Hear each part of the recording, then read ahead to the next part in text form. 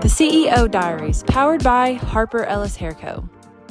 Hello everyone. Today's a really exciting episode. If you're watching video, you can already see who's here. If you're just listening, I have our CMO and the co-owner of Harper Ellis Hair Co with me, Casey Hicks. What's going on, everybody? Finally on your podcast after how many seasons? I don't know. You interview all these other people, and I'm just sitting over in my office like, well, I guess you like sin more than me. Well, you know what? Maybe I did. No, I know, it is kind of true. It's a little bit long overdue to bring Casey along.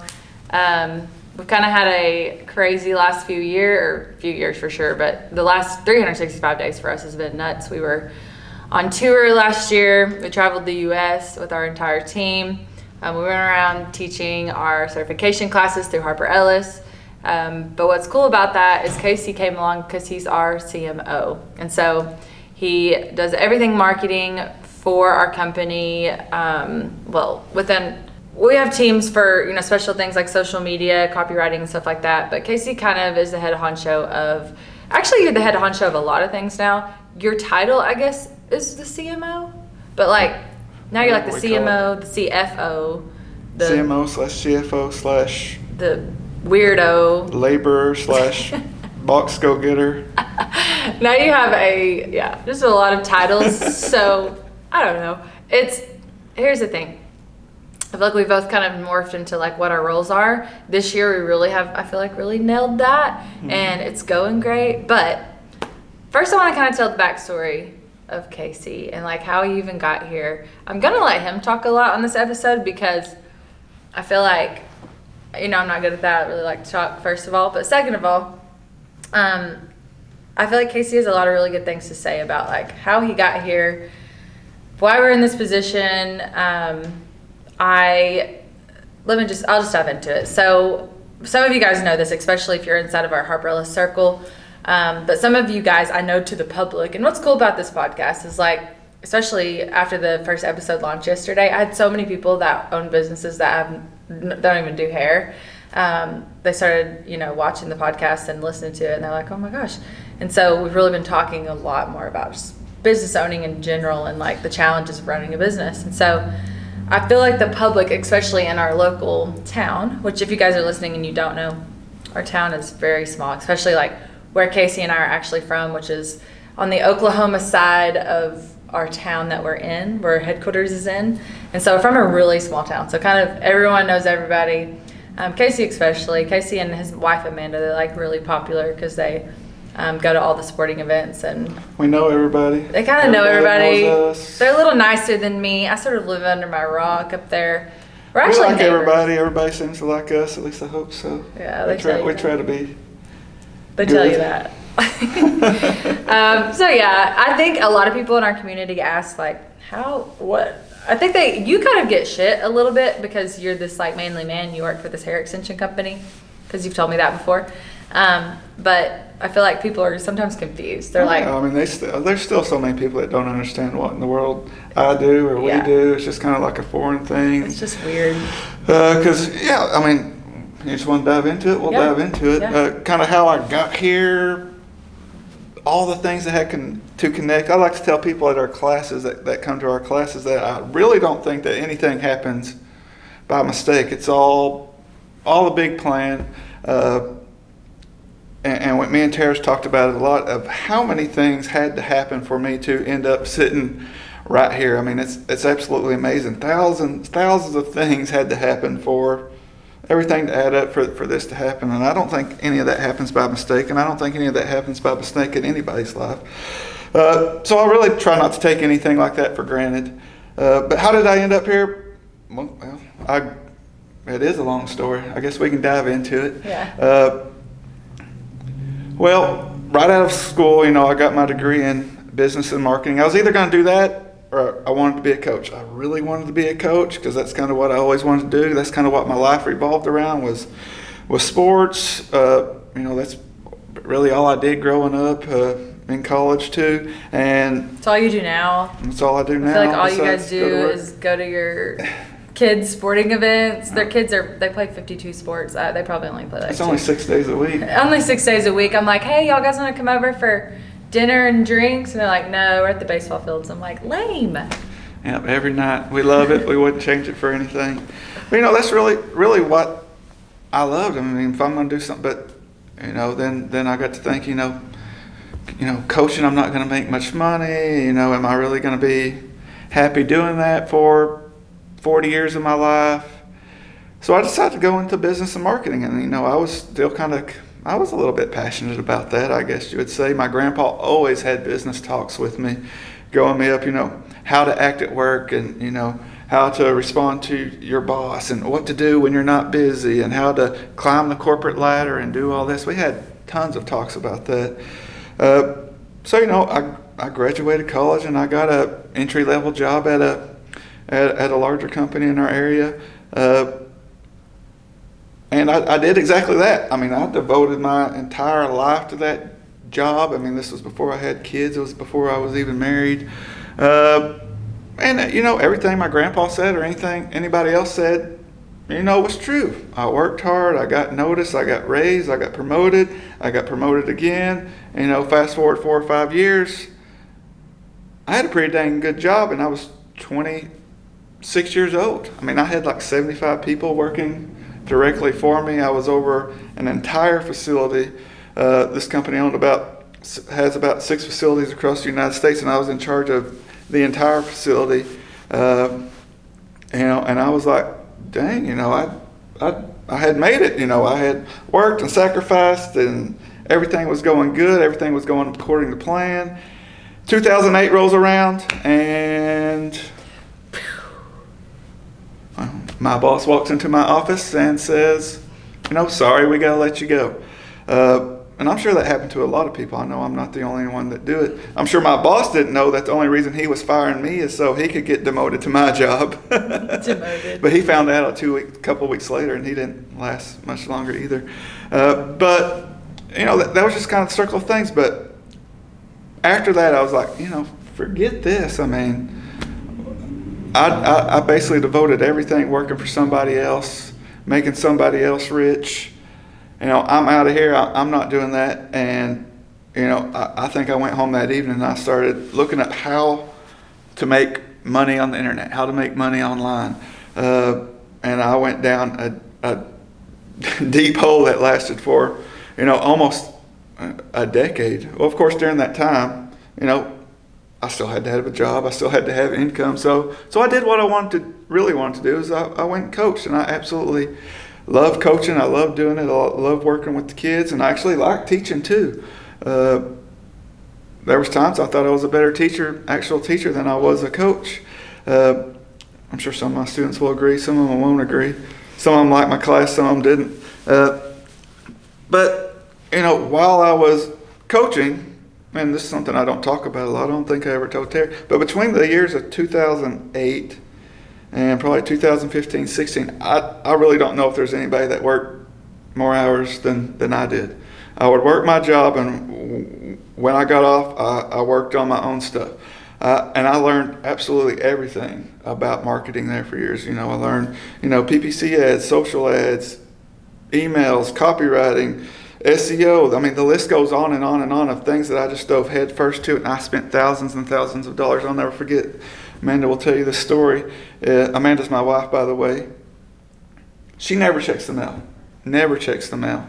And for some reason, one day she checked the mail. I think this was like 2014. It was a couple of years after we had our first kid. And she pulls out a credit card statement.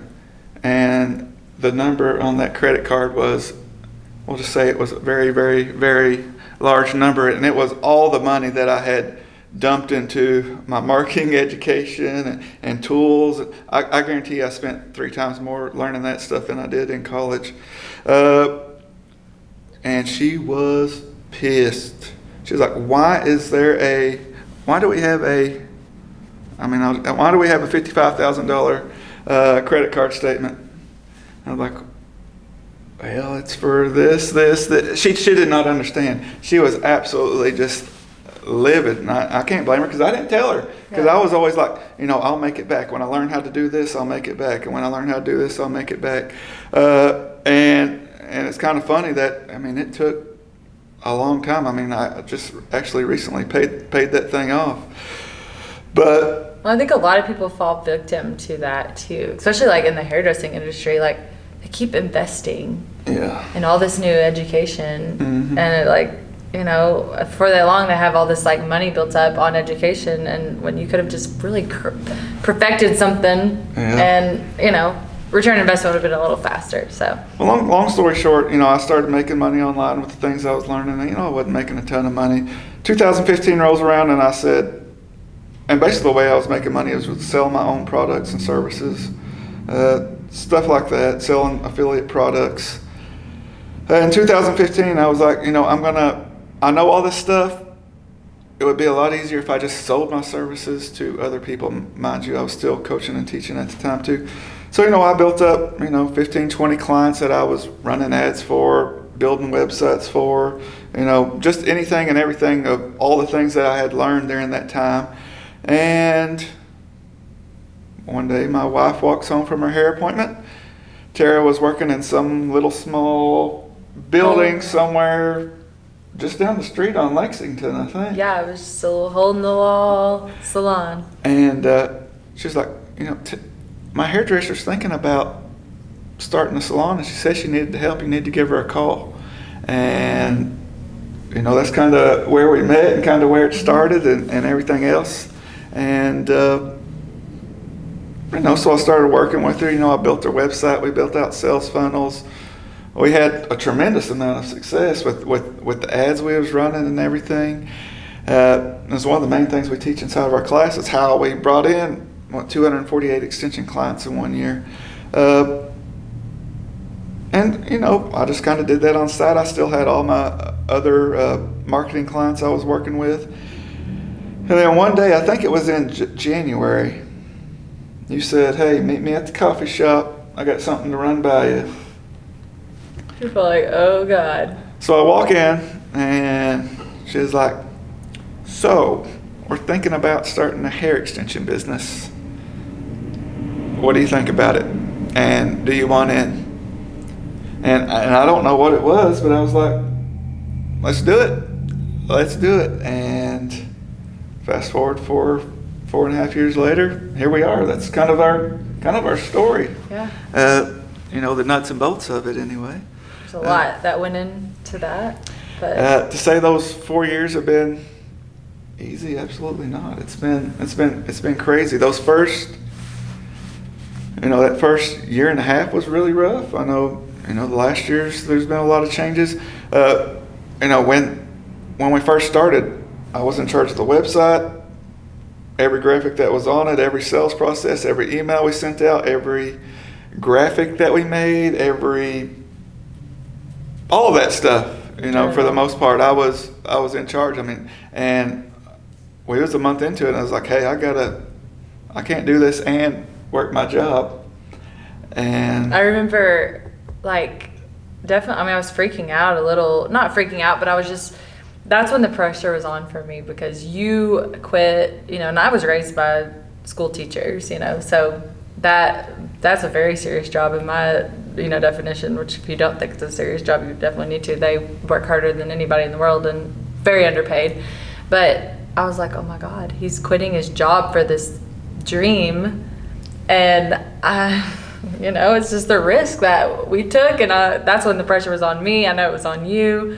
I know Amanda had conversations with your wife about it, and she was like, you guys better work hard is all I'm saying. And I'm like, okay, we got it. But, that's when it kind of became real, but we understood, why you needed to stop what you were doing and do it full time. And like I said, during all those years, I had started so many little small businesses that had worked to a small scale or whatever, but I had failed so many times. There's no telling how many things that I've tried and failed and failed and failed and failed and failed. Well, and I think, it wasn't by surprise. I just think that we had all the parts, and especially with you and I together, of course we started at the top, and then we've got this incredible team now, which I've said on multiple episodes now, like if I could do an episode about how to hire the perfect team, it would be such a bullshit episode, because I would say the good Lord was just really good to us.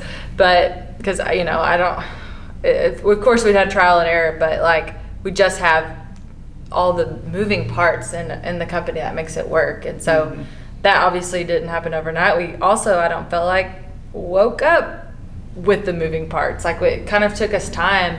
And I feel like just this year, I think you would say the same, just this year we're actually in a position where I feel like it's a well-oiled machine. And we know our roles. You know your role, I know my role, and then our team knows their role, and it's working now. And when before I think we would hire out jobs and they just weren't done well. And it takes every part to operate a successful business, Oh yeah, for sure. You just can't have, and like you said, it is by trial and error. But a lot of people ask us, what do you do with marketing? And I mean, we do everything, right?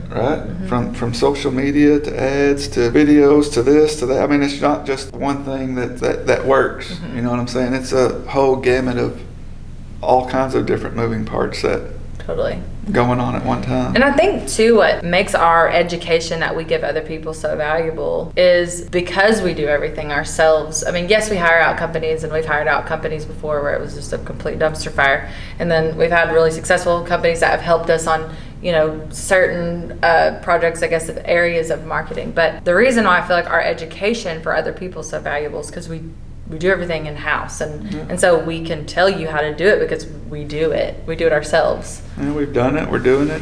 It's not some broad overview. It's very specific on do this, do this, do this, do this, and you're going to see some levels of success. And we've seen that evident through a lot of the people that's been in our classes. Back to what we was talking about, hiring out people. And that's kind of it can be a tough subject of when do I hire somebody to do my ads or my social media or this and that, and for a long time I did all of our ads, right?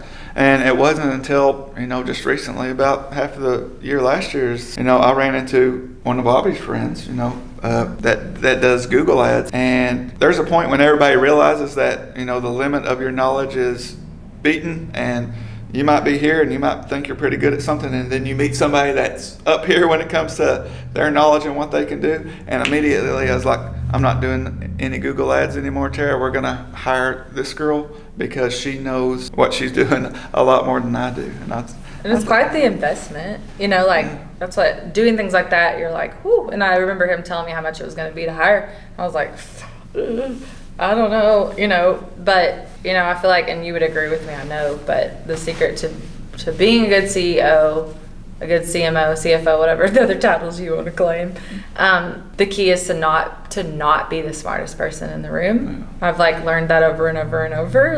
My people here inside this building, especially, they exceed my knowledge on a lot of different things. And so I feel like, we kind of got to that point, like you said, we capped out on, our brains and our growth, and we had to go elsewhere. Well, like I said, I think I know a little bit about everything, but any of these people that work for us, I'm not better than them at what they do by any stretch of the imagination. For sure. I don't know how we got in a position where we have so many good people at so many different things. It's definitely why we are who we are. And But tell them a little bit about what all you do, because I think sometimes because we advertise you as the CMO, kind of, you are-ish, but you do a lot of other things. And you can call your titles whatever you want it. We all do a little bit of everything around here. Whatever needs to be done, we all do it. And, I think that's what makes our team awesome. I think that's what makes our team cool. If somebody was really to be called the CMO, I would almost say that was Aubrey. She's awesome at a lot of those stuff, the ideas and the high level content and stuff like that. I run the ads. I send the emails. I might make the final decision on a lot of things. A lot of the stuff I do here is, very strategic. I do a lot of stuff with, our customers. I believe in a lot of the old school marketing stuff, right? A lot of people like to be hands off as possible. It's internet. They order it online. We'll ship them the product, and hopefully they come back. A lot of the stuff I deal and I study is, our customers, who are our best customers? When is their birthday? Do we need to send them this? Do we need to send them that? A lot of that stuff, I feel is really, really important. I don't see anybody doing it, and I think that's why we had a lot of success. Don't be telling our secrets. No, we tell our secrets. I don't think anybody can do it as well as I can. You can't do it. You can try, but you can't. I mean, we spend a lot of time, researching and digging into to a lot of different things. And one of our main focuses, and I think one of my main focuses as the chief marketing officer is, how do we make that customer never want to do business with anybody else? That's the thing that I think about every day. I got that poster that you don't like in my office, right? Yes. Of the office. It says, would you rather be loved or feared? I mean, everybody, if you watch The Office, you know the quote that I'm talking about. It says, easy, both. I want people to be afraid of how much they love me. Well, that's basically me, Aubrey, Autumn's, Casey, Lena's. That's our mission statement is how we want these people to love us and never leave us. We want them to do business with us forever. We never want there to be an excuse as to why they would go somewhere else and do business. And that's the way we feel about them, and that's the way we want them to feel about us. And a lot of times from a marketing perspective, that ain't, showing them an ad 1,000,000 times a day. It's, sending them a letter, sending them a Starbucks gift card every now and again, sending them flowers on their birthday. Picking up the phone. And calling sometimes, I mean, it's just all of those things that's just so more important than, what a lot of people focus on and think about. And I think that's one of the things that really set us apart as far as that stuff concerned. Yeah, I do all of our advertising on social media. I oversee all of our advertising on Google and YouTube and all of our SEO efforts, and, the list goes on and on as far as, email marketing or whatever else that we're doing at the time. Yeah, we do that, but a lot of the stuff that I pay attention to and have always paid attention to is that, customer experience type thing. And I think that's gone further than anything. Really rehabbing relationships with everybody, even if it's in the thousands and thousands of people. I mean, it's definitely worth it. I mean, I don't think you can go to any other extension company and for them to tell you who are your best 100 customers. I don't think you could go anywhere. You could come to me and ask me who our best 100 customers are. They might not even know who I am, but I can probably name about 80% of those people by name. I can tell you where they're from, what their Instagram handle is, and all of that kind of stuff. That's kind of how in detail we are about a lot of that stuff. And I think that's what makes it fun. On top of that, recently I, kind of took over the financial side of the business, which is a whole big discussion about, how are we going to spend our money? Where are we going to put our money? How are we going to do this? How are we going to do that? How are we going to budget certain things out? How are we going to treat our employees better? How are we going to give them more money and give them well-deserved bonuses and everything else? And that was just a kind of the inside of that. That was one area that I didn't doubt you, but it was like it took me a minute to build that trust with you of the CFO stuff, because we've been burned a little bit in the past, and that's such a hard job to accomplish. And I was just like, oh my gosh, but it didn't take me long to realize, since you've taken over that area, especially, it just more than ever, I feel the best that I've ever felt about, Harper Ellis's finances. And because you actually you're using numbers to get the information that you're giving me. We just got out of this financial meeting right before we started this podcast, and it's no dollar moves in or out without us knowing where it comes and where it goes. And so just wanted to say I'm impressed of you doing that side of things, because I know you've had experience in that in the past and you've ran multiple businesses, but that is such a key aspect to a business and how it operates. And so us not having that aspect, and now we do, I feel has even boosted our business even more, because I feel that's something that gets put on the back burner a lot with other businesses. Oh yeah, for sure. I mean, you got to know where your money is and where it's going, obviously that's important. But I didn't take it over to knowing all that stuff. What did I do? I called somebody I knew who was the CFO of a bigger business and say, hey, come in and help me. Help me, please. I don't know how to do this. I don't know how to do that.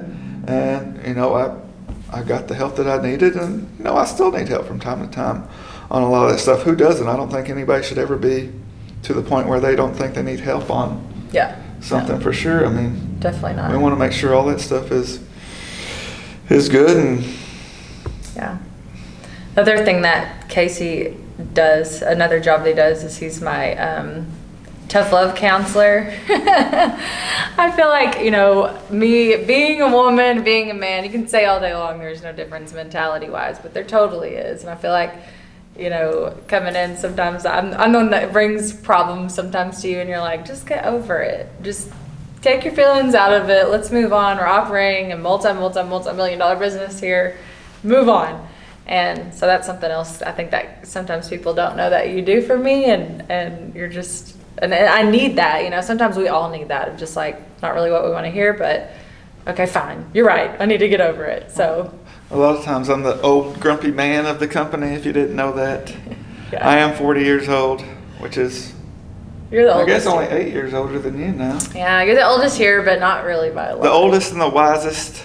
There's always kind of issues like that, and I guess I do have a few more years of experience, so I try to lend my advice as the wise old man. It's never anything I want to hear, though. I'll just tell you that. Yeah, it's never anything anybody wants to hear. He also, come in, he works he's the only, well, now my husband here, he works in the back. We hardly see him. But now, he's got Josh, but he was the only man that worked inside of and we're in a woman's world, we work with hairdressers, and it's just, sometimes women's worlds can be a little more dramatic. I have learned, though, that's not really true, because men can be just as dramatic. It's just like different, it's different drama, I feel like. But him, I think it's been the easiest that, you've come in and work with a bunch of women, and we always say that he's like the highest bullied person in our company, because we really give him shit about everything, what he wears, what he says, what he does, everything, every day. I came in, she told me to dress up today. I dressed up, and everybody comments about it, and if tomorrow I wear sweatpants and a hoodie, everybody will say something about it. So, well, it doesn't help this case whenever we're like, hey, we're gonna move a bunch of boxes tomorrow, so we're moving boxing clothes, and the man shows up in like Lee dungarees from high school. And we've been talking about it ever since. That was like several months ago. And I was going to the dump. We was going to the dump that was muddy, because we was moving stuff out of the old office, and I found the oldest pair of jeans that I could find, and I didn't even know I had a pair of those, but I guess I did. And the jeans should have been removed at the dump and left there with whatever you were taking at the dump also. No, I thought I looked pretty good in them. I thought I looked really good in them. So ever since then, we're like, hey, Coach, you wearing your Lee dungarees tomorrow? Enough. You want to talk about marketing? Yes, but I do want to tell people this. Well, it was last year before we hit the road on tour. Mm-hmm. And I was like, listen, I'm gonna style you. I'm gonna get you a new wardrobe. And we really did. And he's like, what? You don't like what I wear? I'm like, but can we just look at this man? If you're watching the video, he's got him some Gucci tennis shoes on. He's got some 7 jeans on. He's got like a designer snob right now. But which is totally not his day to day. But I feel like you get it now that you have the apparel. It does make you feel better to dress. It does make me feel better. Of course. It does make me feel kind of weird too, because this is not, absolutely not. I mean, I don't mind dressing up. And usually when I say dressing up, it's a pair of khakis and a polo shirt and maybe some loafers or something like that. But I still honestly am very self-conscious about wearing this stuff. Really? I mean, I didn't stop at my normal convenience store this morning. Because you had this outfit on? Yes. So no, I'm gonna make him join therapy with me. So we're gonna figure that out. But anyways, yeah, I just feel like and it was like when people, famous people too, when they go on, singers, whatever, they have to hire a stylist because it's like, sometimes you need a little help in that area. So you need a little help. I did need help. You got my life together in that area? Just a little bit. You're welcome. Now you're cool. Anyway, let's talk about marketing. I feel like these are always the best conversations that you and I have when it comes to marketing. Oh yeah, for sure. We've kind of been really, really focusing on, and I know her and I in like personal conversations of like what the marketing needs to, and I feel like even Harper Ellis's personal marketing, we've kind of taken this, and we just had a conversation about it 5 seconds ago in our meeting. We've taken this turn towards, and I love what you said, because that's why I want to talk about it. And he goes, you look at all this marketing from other companies, and I think you were talking about specifically in our industry, but it's true with every industry. He's like, and they just look like they got a stick up their ass. And I was like, yeah, that's so true, because marketing has become, people are figuring it out though. People are like, okay, the pretty stuff doesn't sell, but it's so true. Like people out there, that's like, what value does it give people to like make you look like you're really pretty? There's a needed, we talked about that. There's like a need for the pretty stuff and all of that. But I love the way our marketing has gone, because now I feel like we're sharing more of like who we are as a company and like for people, because you and I are, if we don't agree on a lot of things, but when we do agree on something, it's that people don't buy from companies, they buy from people.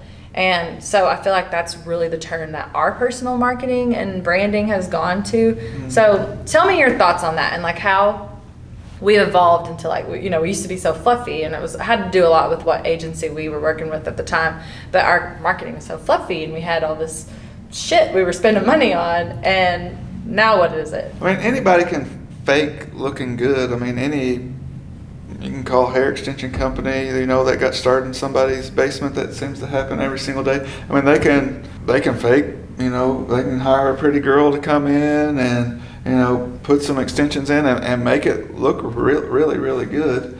But at the end of the day, that's not why people buy from certain companies, and I don't think that's why people come back to us either. And, they come back for the customer service and the way that we treat them, and our personalities, and that we're real people. And yeah, we don't got sticks up our butt. I mean, I think we're kind of cool, and especially me, but yes, yeah, fun to hang out with and all that kind of stuff.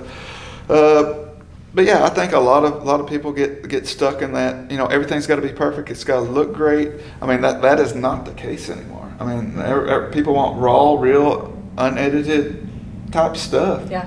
What is it really like? Show me the truth, not some, 3 supermodels out there spinning around with gorgeous looking hair. I mean, that's not gonna attract a new customer or make somebody want to switch to a new company. I mean, they want to go somewhere, and they want to do business with whatever industry it is, with somebody who is, I think a genuine person.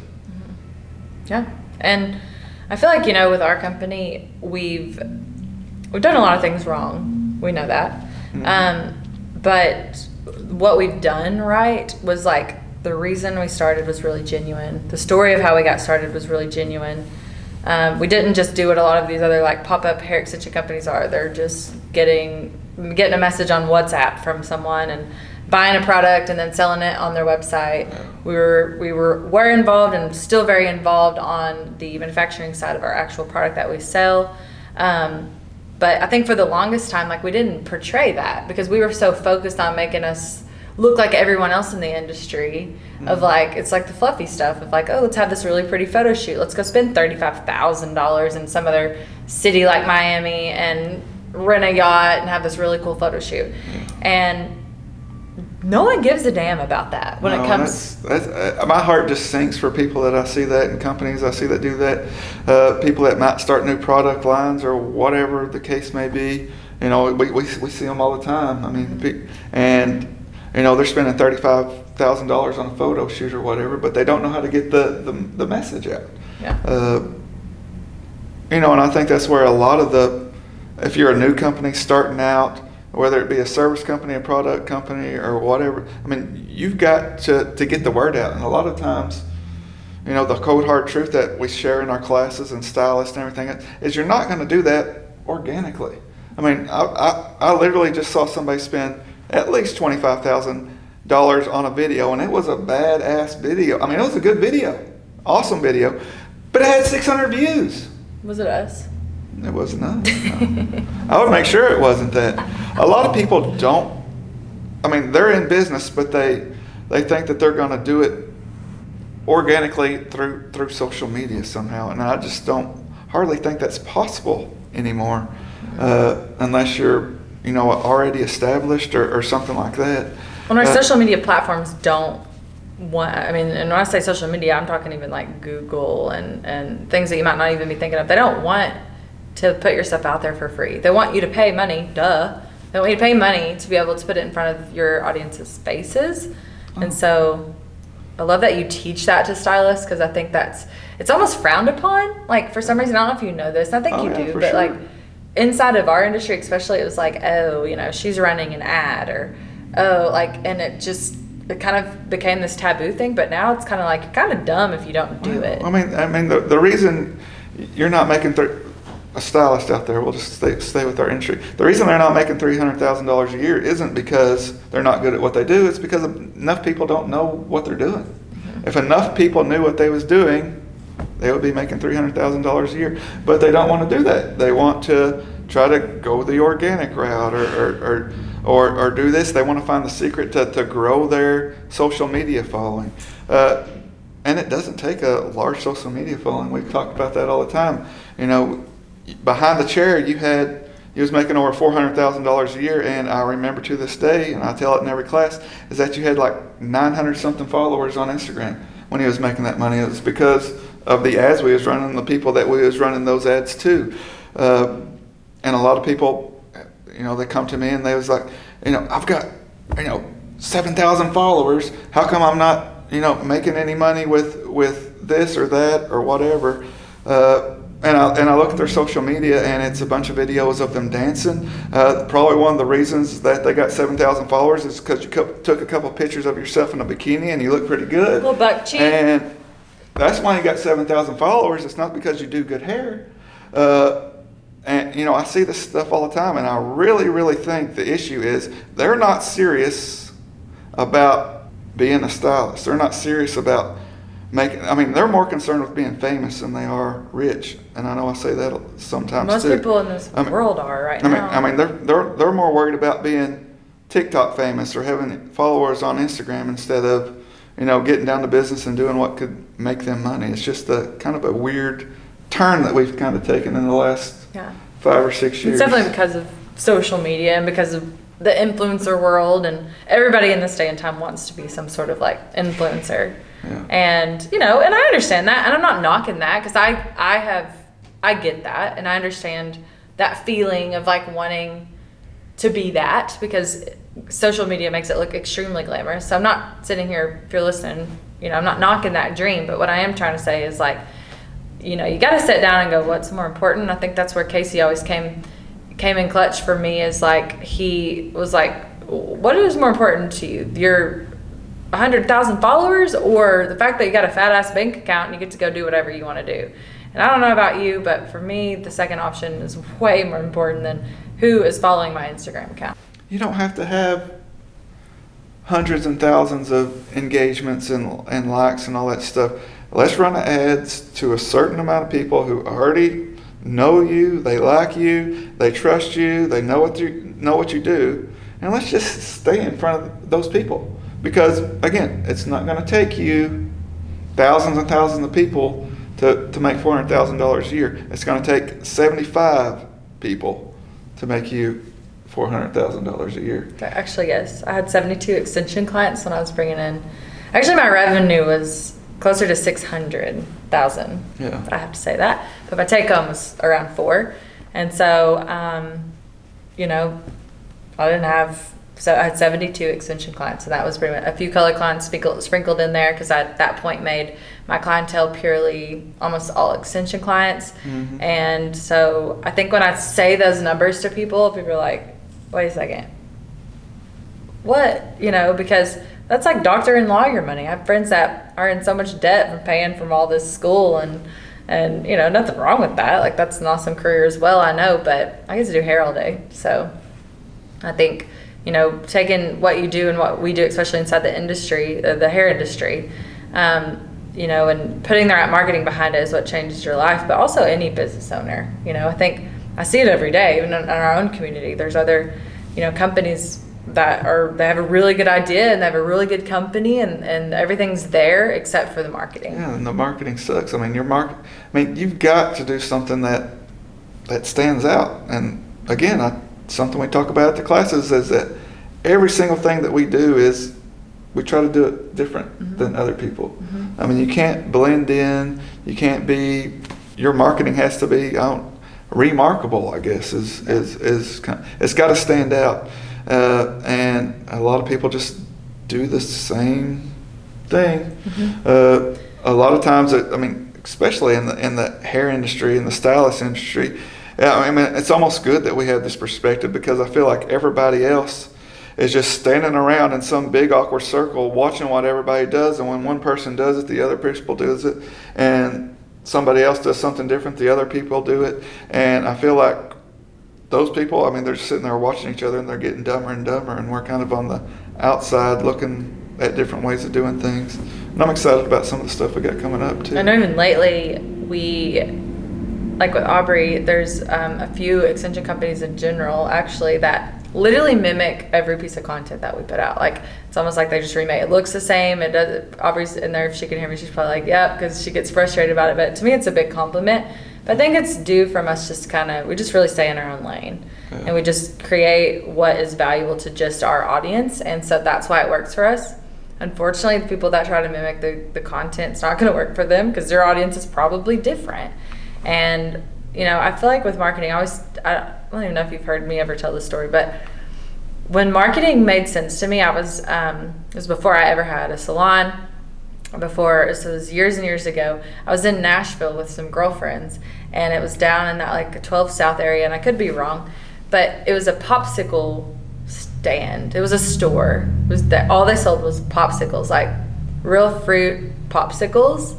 And every single day there was a line like around the block. And I tried out the popsicles. They were good, but there wasn't anything. But their marketing was incredible. So, one of my things I always say, I'm like, you can literally make millions from a popsicle stand if your marketing is where it needs to be. I completely agree. And, I have so much faith in, myself, you, and everybody else, Aubrey. I think we could take any product. Obviously hair extensions is our thing, but I think we could beat the crap out of anybody with just marketing. The quality. Oh yeah. Oh, definitely. Any product. You know what I'm saying? Mm-hmm. And yeah, it does. It takes a lot of work. It takes a lot of effort. It takes a lot of thinking. It takes a lot of failures.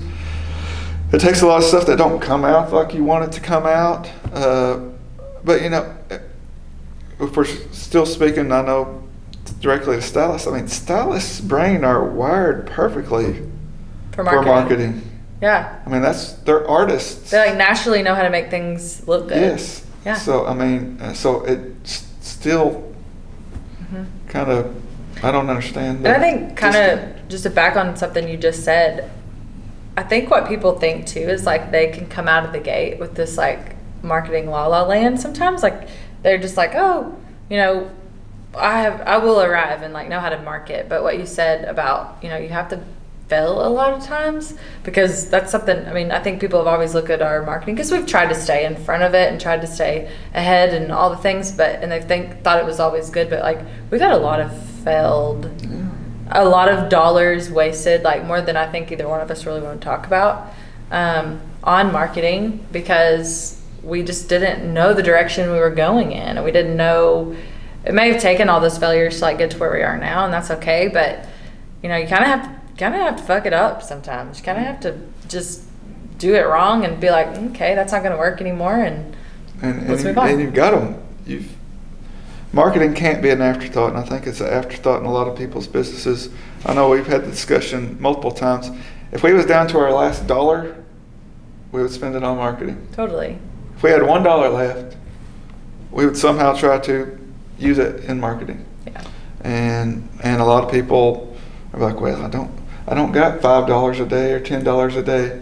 you don't got $5 a day to make your dream come true. I mean, you can't come up with that. That's just outside of your realm of possibilities. Well, that's what, and I know in Aubrey's episode we talked about, like, there's a lot of moving parts in business. There's a lot of things that has to happen in order for it to work. Mm-hmm. But the marketing to me is number one. Like, it's the first thing. Because it doesn't really matter how good your customer service is. It doesn't really matter how good your product is. It doesn't really matter. I mean, all those things will get you by for so long, and you'll reach a certain amount of success. But marketing is what kind of pushes you over that threshold of, because now I look at our numbers sometimes, like I mentioned this the other day, like sometimes I can't believe what we are, or sometimes I think we even ask ourselves, how did we get here? Even though we know we've had the punishment of the stress to get here, but I feel like marketing is because we've always put it first. I think I see hairdressers especially, like they're like, well, I just do hair. I just want to do hair. That's all I want to do. Like, I understand that, but this day and time, you're going to be left in the dirt if you don't put marketing first. Yeah, there's no doubt about it. Yeah. No doubt about it. Cool. Well, thanks for being on here. Oh, yeah, it's I know our lunch is in there. Finally having me. Finally having me. I always appreciate Casey's insight. I know everyone else does too, so I'm going to try to bring him on the forefront. And please comment and review and tell me how much you love Casey so I can get him to come back on. Because even though he's trying to act like I've just never brought him on, he always doesn't want to be on here. I'm just kidding. It's like pulling teeth. We've honestly never talked about it. Just give her a hard time. Yeah. So thank you for being on here. Thank you guys for listening. Please leave us a review. Give us some feedback. Bring Casey back. Hear all of his knowledge. Cool. Thank you guys. See you later.